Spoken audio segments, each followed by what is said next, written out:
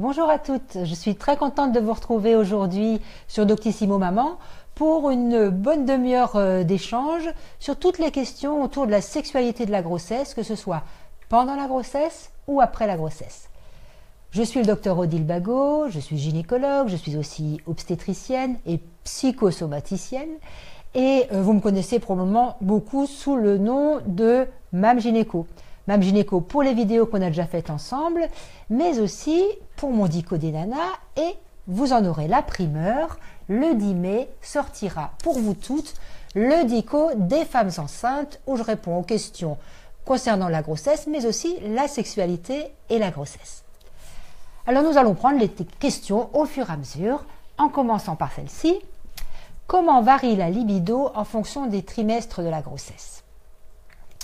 Une question tout à fait pertinente et intéressante parce que ça va nous permettre de poser un peu le décor.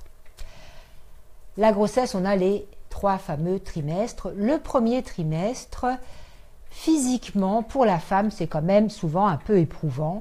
Et il m'arrive de dire que ce serait bien que les congés de maternité soient les 3 premiers mois, pas à la fin, où on se sent souvent beaucoup mieux. Pourquoi? Parce que les 3 premiers mois, eh bien, on a déjà une modification du corps, et en particulier au niveau des seins, qui vont être relativement douloureux et tendus.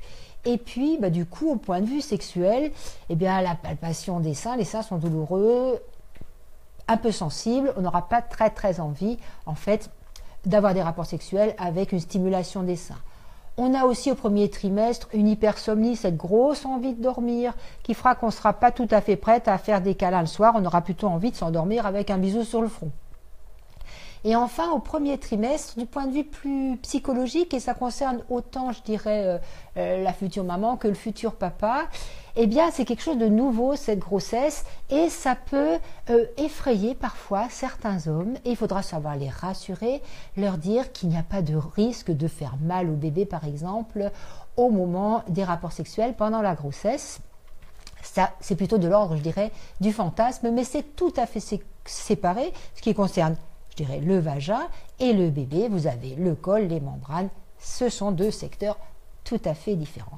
Donc au premier trimestre, vu l'état et la fatigue et les nausées qu'on a, la libido, elle n'est pas au top. Et arrive le merveilleux deuxième trimestre. Le deuxième trimestre, on est en forme, on est boosté par ces œstrogènes, les seins, ça s'est enfin calmé, les nausées, on n'en entend plus parler, on retrouve un rythme de sommeil tout à fait normal, et c'est vraiment une période extrêmement sereine et qui est aussi sereine pour la sexualité.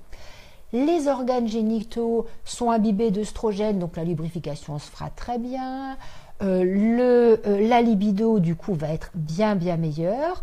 On a pu passer ce premier trimestre psychiquement aussi en se disant voilà, c'est un autre état, on s'est habitué à cet état-là et c'est vraiment une période où la sexualité va s'épanouir.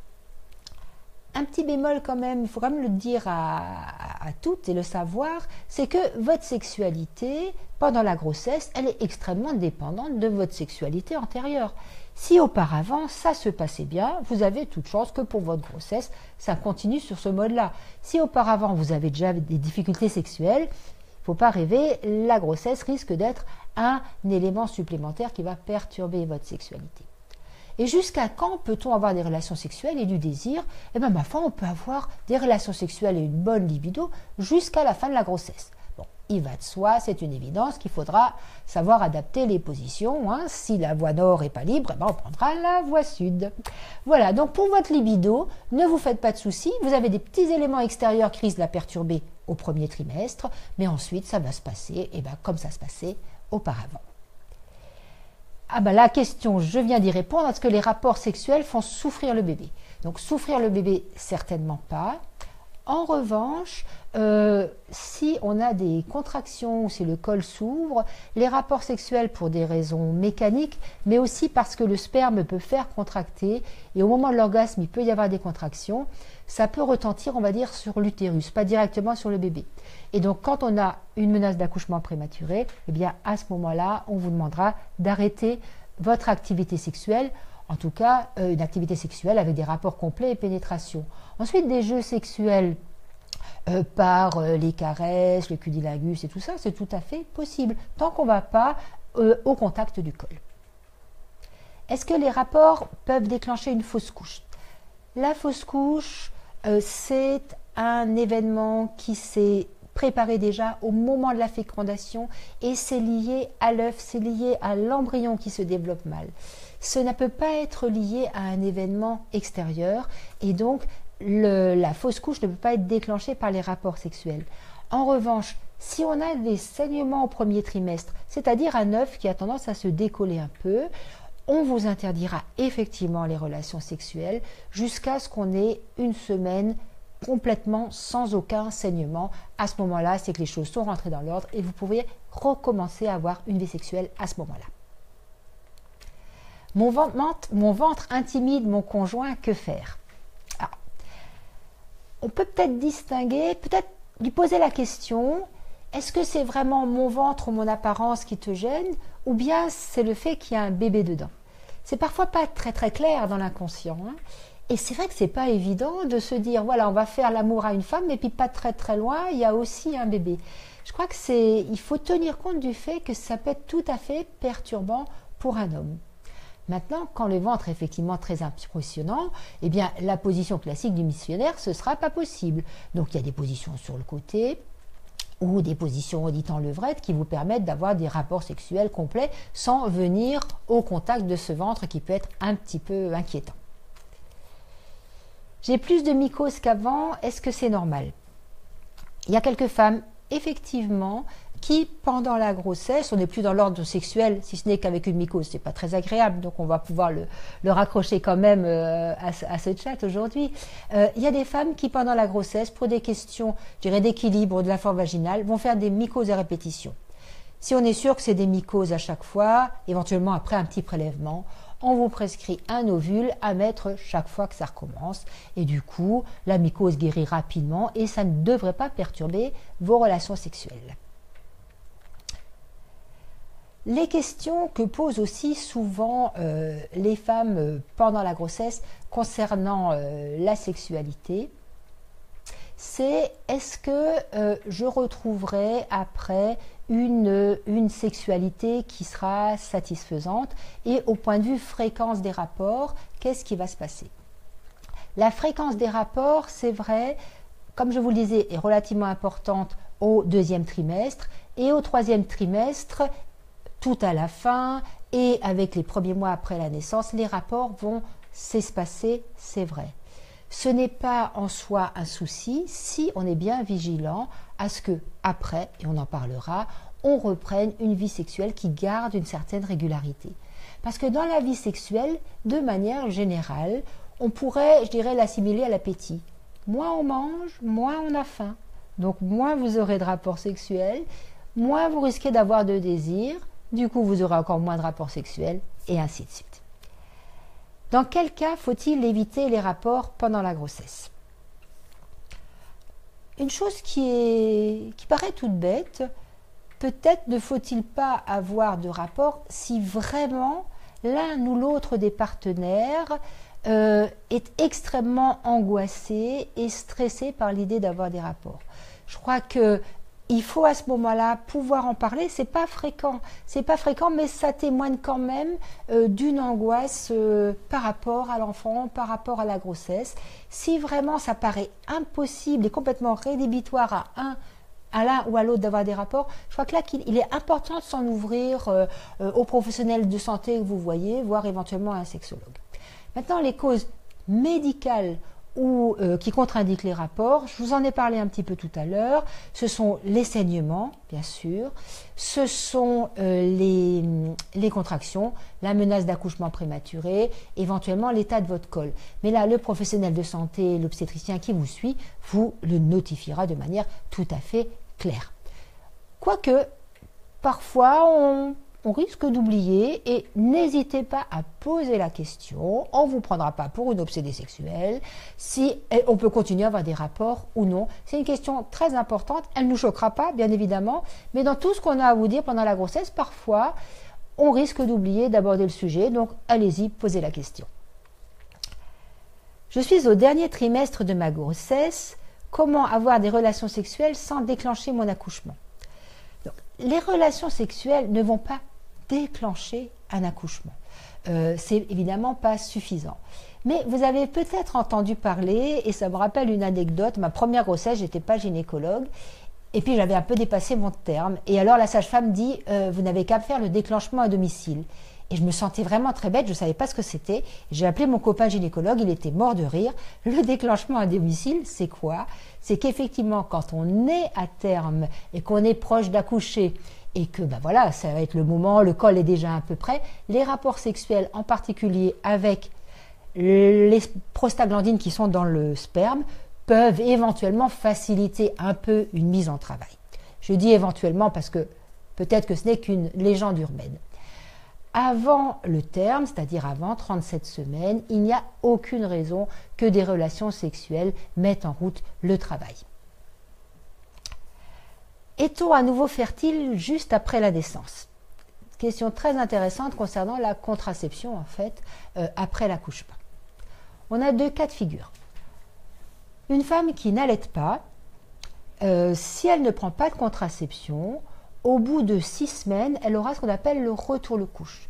Le retour de couche, c'est quoi? Ce sont les premières règles qui arrivent après un accouchement. Mais quand ces règles arrivent, ça signifie quoi? Que 2 semaines avant, on a ovulé. Autrement dit que 2 semaines avant, potentiellement, on pouvait tomber enceinte. C'est bien pourquoi aux femmes qui n'allaitent pas, on va leur donner une contraception à prendre dès la sortie de la maternité. Maintenant, souvent, les toutes premières semaines, les 3-4 premières semaines après l'accouchement, entre éventuellement l'épisiotomie, les saignements, on fait rarement des folies de son corps, mais on ne sait jamais. Il faut se protéger parce que la fertilité peut revenir très rapidement. Chez une femme qui allaite, et dans certaines conditions que je vous demande de bien retenir, avec un allaitement complet, avec au minimum 6 tétées par 24 heures et une tétée la nuit, vous pouvez être absolument tranquille, l'allaitement va vous protéger 6 semaines, c'est sûr certain. Au bout de 6 semaines, vous verrez votre gynécologue et vous discuterez contraception à ce moment-là. Mais très souvent, même si là on prend vraiment les précautions en disant on va prendre une contraception au bout de 6 semaines pour n'avoir aucun accident. Des femmes qui allaitent longtemps, qui allaitent complètement, ont souvent un retour de couche très différé, c'est-à-dire au bout de 4, 6, même 9 mois. Il est vrai que pendant cette période-là, elles n'auront pas été fertiles.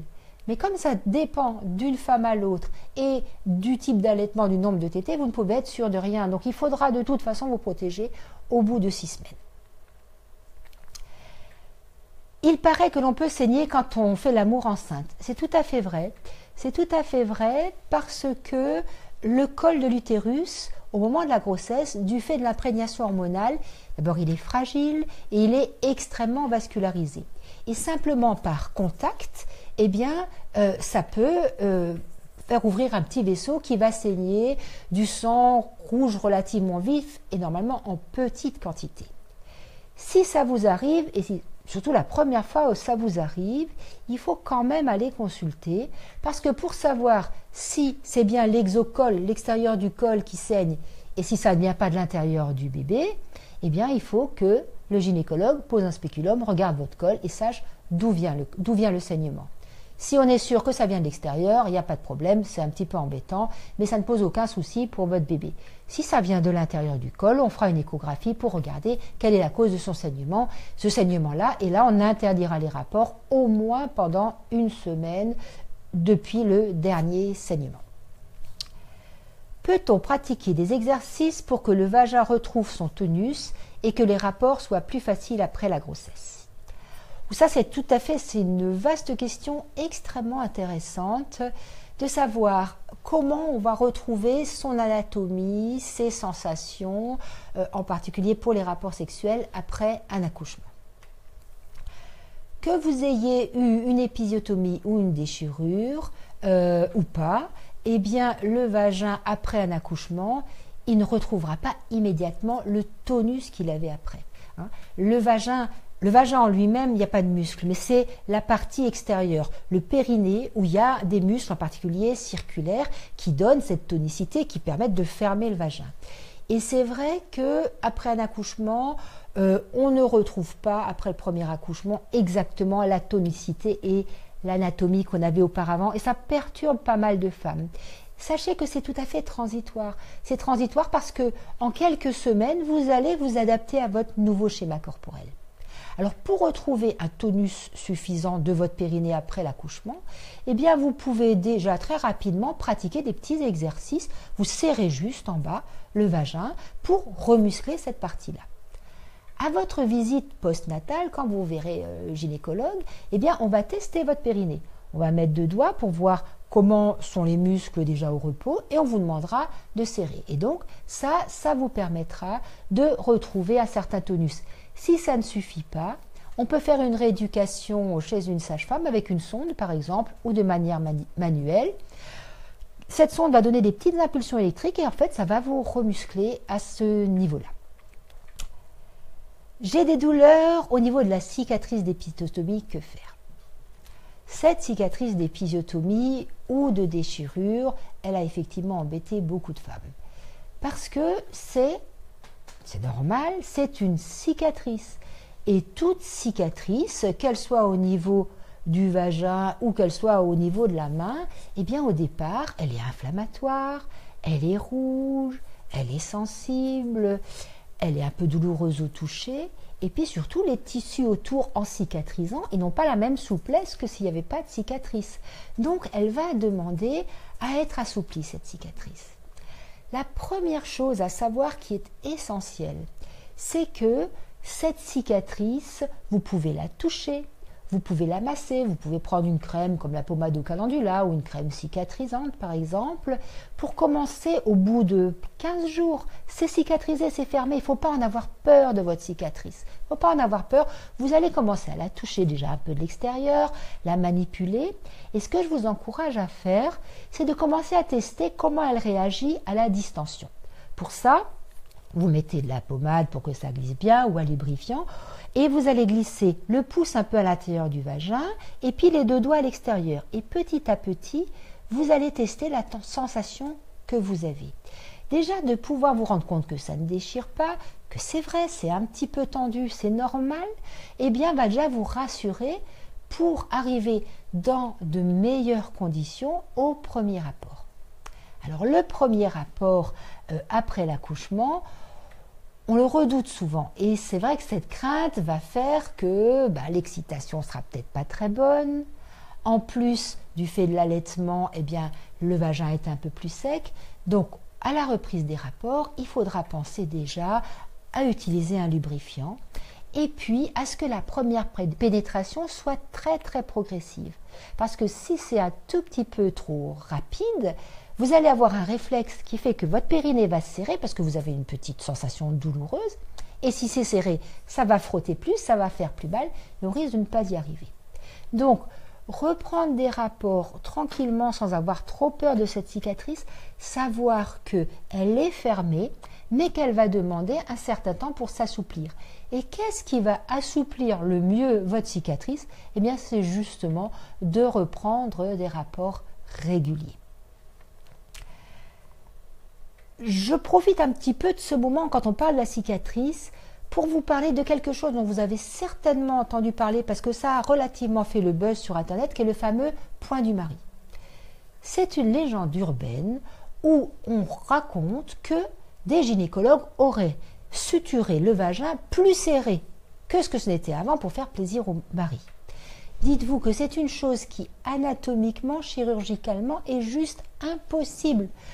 Si vous n'enlevez pas un bout de tissu, et ce n'est pas le cas, vous ne pouvez pas resserrer le vagin. Ce n'est pas possible.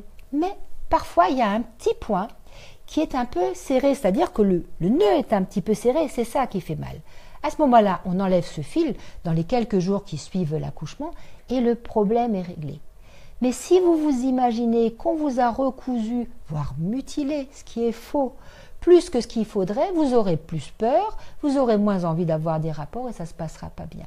Donc, c'est impossible de recoudre un vagin plus serré qu'il n'était. En revanche, la cicatrice n'est pas très souple, donc on peut avoir cette sensation. Mais votre question que vous posiez auparavant, la plus fréquente, c'est que les femmes ont l'impression que le vagin est plutôt trop distendu que trop serré.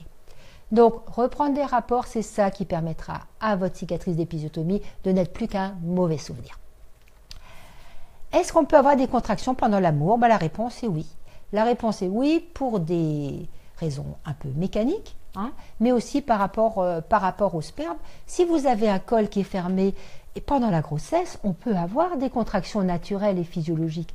C'est pas grave d'avoir des contractions si votre col ne bouge pas et que ce sont des petites contractions qui ne sont pas trop fortes. Il faut en parler à votre professionnel pour qu'il puisse vérifier votre col et c'est tout.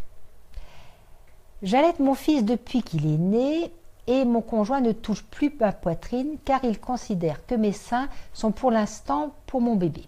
Que dois-je faire? Que dois-je lui dire? Pas facile effectivement de distinguer le symbole, on va dire, érotique que représente le sein et puis le côté nourricier du sein. Je crois que surtout au début de l'allaitement, en plus les seins sont souvent tendus, peuvent être sensibles. Même pour la femme, la stimulation du sein au moment des rapports sexuels n'est pas très désirée ni très agréable. Donc on peut comprendre que pour votre conjoint, il fasse bien la distinction entre les deux et c'est possible que pour vous, vous n'ayez pas forcément envie d'avoir une excitation érotique au niveau du sein, en tout cas dans les premières périodes de l'allaitement. Ensuite, dans les allaitements prolongés, voire très prolongés, au bout de 6 mois, quand vous avez plus que 2 tétées par jour, par exemple, et vous continuez à allaiter votre bébé, je crois que là, toute la vie sexuelle va reprendre son cours normal et à ce moment-là, on est capable de bien faire la distinction entre le sein qu'on va donner à son bébé et le sein qui fait partie des préliminaires, au moins des relations sexuelles et qui là est dans toute sa fonction érotique. Une dernière question, est-il normal d'avoir une perte de désir après la naissance? C'est très très compliqué le désir effectivement après l'accouchement. Dans les tout premiers temps après l'accouchement, votre investissement affectif, il a tendance à être entièrement tourné vers votre bébé. Votre bébé vous donne beaucoup, c'est vrai, en affection et il est complètement dépendant de ce que vous pouvez lui donner. C'est vrai, par le sein ou nutritionnellement, mais aussi ce que vous allez lui donner d'amour. Hein. Il est très très demandeur par rapport à ça. Il vous renvoie aussi des signaux très positifs. Et si vous n'êtes pas vigilante, vous risquez de vous trouver dans une espèce de spirale donner et recevoir juste entre vous deux. Et puis le papa, votre ami à côté, votre compagnon, pas facile pour lui non plus de trouver sa place. Et parfois, il n'ose pas manifester son désir. Et si l'autre ne manifeste pas son désir, vous n'allez pas vous sentir désirable. Et le corollaire, c'est que vous risquez de ne pas avoir de désir non plus. Donc là, il y a tout un mécanisme qui se fait comme ça. Et il faut vouloir, avoir envie de reprendre des relations sexuelles et savoir se tourner vers son compagnon. Vous n'abandonnerez pas pour autant votre petit. Mais vous allez être capable, c'est difficile et il faut vraiment de l'énergie et beaucoup d'amour pour pouvoir dispenser cet amour autant à votre bébé qu'à votre partenaire. Et c'est en reprenant votre vie sexuelle, comme je vous le disais tout à l'heure, qu'à ce moment-là, le désir va pouvoir renaître. Une chose extrêmement importante, et je vais rester dans les comparaisons alimentaires, je vous disais moins on mange, moins on a faim, mais vous dire aussi que c'est en mangeant que l'appétit va revenir. Donc contrairement à ce que vous imaginez, si vous attendez que votre libido revienne tout seul, ça peut mettre pas mal de temps ou ça peut même ne pas revenir. Et c'est paradoxalement en décidant de reprendre des rapports que d'abord ce sera peut-être pas si désagréable que cela et c'est la reprise des rapports qui va permettre à ce moment-là au désir de renaître. Mais soyez extrêmement vigilante à retrouver aussi votre vie de femme. Vous n'êtes pas qu'une maman. Eh bien voilà, on a réussi quand même pendant une bonne demi-heure à parler de choses qui ne sont pas toujours simples. J'espère que j'ai réussi à répondre à un maximum de vos interrogations et je vous dis à très très bientôt sur Doctissimo Maman.